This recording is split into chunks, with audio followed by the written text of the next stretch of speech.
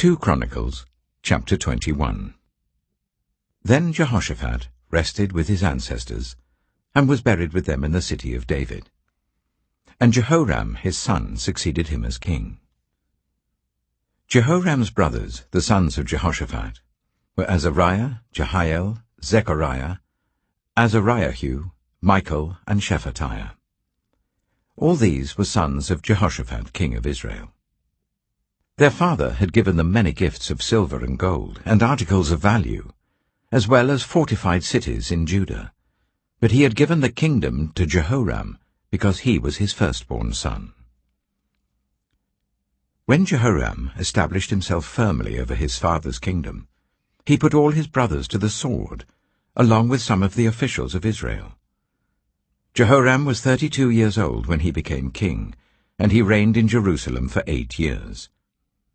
He followed the ways of the kings of Israel, as the house of Ahab had done, for he married a daughter of Ahab. He did evil in the eyes of the Lord. Nevertheless, because of the covenant the Lord had made with David, the Lord was not willing to destroy the house of David. He had promised to maintain a lamp for him and his descendants forever. In the time of Jehoram, Edom rebelled against Judah and set up its own king. So Jehoram went there with his officers and all his chariots. The Edomites surrounded him and his chariot commanders, but he rose up and broke through by night. To this day, Edom has been in rebellion against Judah. Libnah revolted at the same time, because Jehoram had forsaken the Lord, the God of his ancestors. He had also built high places on the hills of Judah, and had caused the people of Jerusalem to prostitute themselves, and had led Judah astray. Jehoram received a letter from Elijah the prophet, which said, "This is what the Lord, the God of your father David, says. You have not followed the ways of your father Jehoshaphat, or of Asa, king of Judah. But you have followed the ways of the kings of Israel, and you have led Judah and the people of Jerusalem to prostitute themselves, just as the house of Ahab did. You have also murdered your own brothers, members of your own family, men who were better than you. So now the Lord is about to strike your people, your sons, your wives, and everything that is yours, with a heavy blow. You yourself will be very ill with a lingering disease of the bowels, until the disease causes your bowels to come out." The Lord aroused against Jehoram the hostility of the Philistines and of the Arabs who lived near the Cushites. They attacked Judah, invaded it, and carried off all the goods found in the king's palace together with his sons and wives. Not a son was left to him, except Ahaziah the youngest. After all this, the Lord afflicted Jehoram with an incurable disease of the bowels. In the course of time, at the end of the 2nd year, his bowels came out because of the disease, and he died in great pain. His people made no funeral fire in his honor, as they had for his predecessors. Jehoram was 32 years old when he became king, and he reigned in Jerusalem for 8 years. He passed away to no one's regret, and was buried in the city of David, but not in the tombs of the kings. 2 Chronicles chapter 22. The people of Jerusalem made Ahaziah, Jehoram's youngest son, king in his place, since the raiders who came with the Arabs into the camp had killed all the older sons. So Ahaziah, son of Jehoram, king of Judah, began to reign. Ahaziah was 22 years old when he became king, and he reigned in Jerusalem for 1 year. His mother's name was Athaliah, a granddaughter of Omri. He too followed the ways of the house of Ahab, for his mother encouraged him to act wickedly. He did evil in the eyes of the Lord, as the house of Ahab had done, for after his father's death they became his advisers, to his undoing. He also followed their counsel, when he went with Joram, son of Ahab, king of Israel, to wage war against Hazael, king of Aram, at Ramoth-Gilead. The Arameans wounded Joram, so he returned to Jezreel to recover from the wounds they had inflicted on him at Ramoth, in his battle with Hazael, king of Aram. Then Ahaziah, son of Jehoram, king of Judah, went down to Jezreel to see Joram, son of Ahab, because he had been wounded. Through Ahaziah's visit to Joram, God brought about Ahaziah's downfall. When Ahaziah arrived, he went out with Joram to meet Jehu son of Nimshi, whom the Lord had anointed to destroy the house of Ahab. While Jehu was executing judgment on the house of Ahab, he found the officials of Judah and the sons of Ahaziah's relatives, who had been attending Ahaziah, and he killed them. He then went in search of Ahaziah, and his men captured him while he was hiding in Samaria. He was brought to Jehu and put to death. They buried him, for they said he was a son of Jehoshaphat, who sought the Lord with all his heart. So there was no one in the house of Ahaziah powerful enough to retain the kingdom. When Athaliah, the mother of Ahaziah, saw that her son was dead, she proceeded to destroy the whole royal family of the house of Judah. But Jehosheba, the daughter of King Jehoram, took Joash, son of Ahaziah, and stole him away from among the royal princes who were about to be murdered, and put him and his nurse in a bedroom. Because Jehosheba, the daughter of King Jehoram, and wife of the priest Jehoiada, was Ahaziah's sister, she hid the child from Athaliah, so that she could not kill him. He remained hidden with them at the temple of God for 6 years, while Athaliah ruled the land. 2 Chronicles, chapter 23. In the 7th year, Jehoiada showed his strength. He made a covenant with the commanders of units of 100. Azariah, son of Jeroham, Ishmael, son of Jehohanan, Azariah, son of Obed, Maaseiah, son of Adiah, and Elishaphat, son of Zichri. They went throughout Judah and gathered the Levites and the heads of Israelite families from all the towns. When they came to Jerusalem, the whole assembly made a covenant with the king at the temple of God. Jehoiada said to them, "The king's son shall reign, as the Lord promised concerning the descendants of David. Now this is what you are to do. A third of you priests and Levites, who are going on duty on the Sabbath, are to keep watch at the doors. A third of you at the royal palace, a third at the foundation gate, and all the others are to be in the courtyards of the temple of the Lord. No one is to enter the temple of the Lord, except the priests and Levites on duty. They may enter, because they are consecrated, but all the others are to observe the Lord's command not to enter. The Levites are to station themselves round the king, each with weapon in hand. Anyone who enters the temple is to be put to death. Stay close to the king wherever he goes." The Levites and all the men of Judah did just as Jehoiada the priest ordered. Each one took his men, those who were going on duty on the Sabbath, and those who were going off duty, for Jehoiada the priest had not released any of the divisions.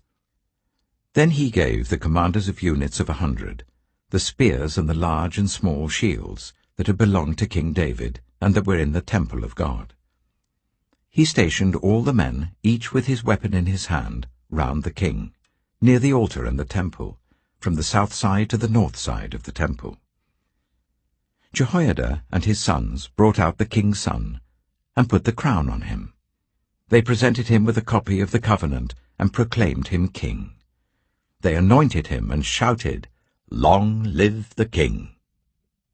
When Athaliah heard the noise of the people, running and cheering the king, she went to them at the temple of the Lord. She looked, and there was the king, standing by his pillar at the entrance. The officers and the trumpeters were beside the king, and all the people of the land were rejoicing and blowing trumpets, and musicians with their instruments were leading the praises. Then Athaliah tore her robes and shouted, "Treason! Treason!" Jehoiada the priest sent out the commanders of units of 100, who were in charge of the troops, and said to them, "Bring her out between the ranks, and put to the sword anyone who follows her." For the priest had said, "Do not put her to death at the temple of the Lord." So they seized her as she reached the entrance of the horse gate on the palace grounds, and there they put her to death. Jehoiada then made a covenant that he, the people and the king, would be the Lord's people. All the people went to the temple of Baal and tore it down. They smashed the altars and idols and killed Mattan the priest of Baal in front of the altars.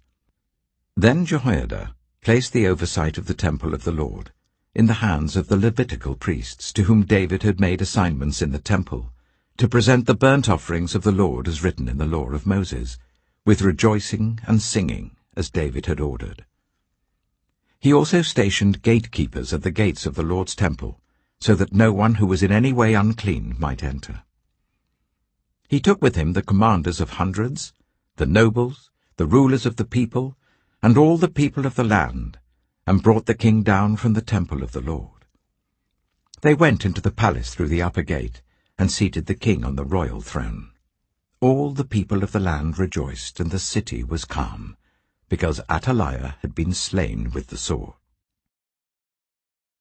2 Chronicles chapter 24. Joash was 7 years old when he became king, and he reigned in Jerusalem for 40 years. His mother's name was Zibiah. She was from Beersheba. Joash did what was right in the eyes of the Lord all the years of Jehoiada the priest. Jehoiada chose 2 wives for him, and he had sons and daughters. Some time later, Joash decided to restore the temple of the Lord. He called together the priests and Levites and said to them, "Go to the towns of Judah and collect the money due annually from all Israel to repair the temple of your God. Do it now." But the Levites did not act at once. Therefore the king summoned Jehoiada the chief priest and said to him, "Why haven't you required the Levites to bring in from Judah and Jerusalem the tax imposed by Moses, the servant of the Lord, and by the assembly of Israel for the tent of the covenant law?" Now the sons of that wicked woman Athaliah had broken into the temple of God and had used even its sacred objects for the Baals. At the king's command, a chest was made and placed outside, at the gate of the temple of the Lord. A proclamation was then issued in Judah and Jerusalem that they should bring to the Lord the tax that Moses, the servant of God, had required of Israel in the wilderness. All the officials and all the people brought their contributions gladly, dropping them into the chest until it was full. Whenever the chest was brought in by the Levites to the king's officials, and they saw that there was a large amount of money, the royal secretary and the officer of the chief priest would come and empty the chest and carry it back to its place. They did this regularly and collected a great amount of money. The king and Jehoiada gave it to those who carried out the work required for the temple of the Lord. They hired masons and carpenters to restore the Lord's temple, and also workers in iron and bronze to repair the temple. The men in charge of the work were diligent, and the repairs progressed under them. They rebuilt the temple of God according to its original design and reinforced it. When they had finished, they brought the rest of the money to the king and Jehoiada, and with it were made articles for the Lord's temple, articles for the service and for the burnt offerings, and also dishes and other objects of gold and silver. As long as Jehoiada lived, burnt offerings were presented continually in the temple of the Lord. Now Jehoiada was old and full of years, and he died at the age of 130. He was buried with the kings in the city of David, because of the good he had done in Israel for God and his temple. After the death of Jehoiada, the officials of Judah came and paid homage to the king, and he listened to them. They abandoned the temple of the Lord, the God of their ancestors, and worshipped Asherah poles and idols. Because of their guilt, God's anger came on Judah and Jerusalem. Although the Lord sent prophets to the people to bring them back to him, and though they testified against them, they would not listen. Then the Spirit of God came on Zechariah son of Jehoiada the priest. He stood before the people and said, "This is what God says. Why do you disobey the Lord's commands?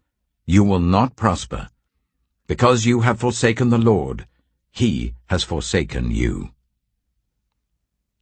But they plotted against him, and by order of the king they stoned him to death in the courtyard of the Lord's temple. King Joash did not remember the kindness Zechariah's father Jehoiada had shown him, but killed his son, who said as he lay dying, "May the Lord see this and call you to account." At the turn of the year, the army of Aram marched against Joash. It invaded Judah and Jerusalem and killed all the leaders of the people. They sent all the plunder to their king in Damascus. Although the Aramean army had come with only a few men, the Lord delivered into their hands a much larger army. Because Judah had forsaken the Lord, the God of their ancestors, judgment was executed on Joash. When the Arameans withdrew, they left Joash severely wounded. His officials conspired against him for murdering the son of Jehoiada the priest, and they killed him in his bed. So he died, and was buried in the city of David, but not in the tombs of the kings. Those who conspired against him were Zabad, son of Shimeath, an Ammonite woman, and Jehozabad, son of Shimrith, a Moabite woman. The account of his sons, the many prophecies about him, and the record of the restoration of the temple of God are written in the annotations on the book of the kings. And Amaziah his son succeeded him as king.